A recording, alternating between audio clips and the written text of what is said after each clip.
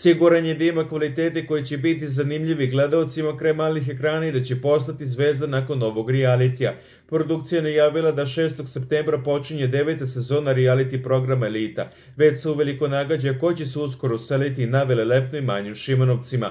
Kamere su snimile Kana Lončara koji je došao da snimi profil za narednu sezonu. Otkrio je šta možemo da očekujemo od njega kao i kakvo ima mišljenje o bivšim reality učesnicima. Ja sam Kan, dolazim iz Sarajeva, imam 19 godina. Smatram da je Elita dobra odskočna daska svima, ali posljednjih 8 godina retko ko da je dobro odskočio, rekao je Kan i otkrio čime se bavi. Ja sam svoj mali svet u kom sam zvezda i sad smatram da ćete svi vi doći u taj jedan svet i da ću ja biti zvezda.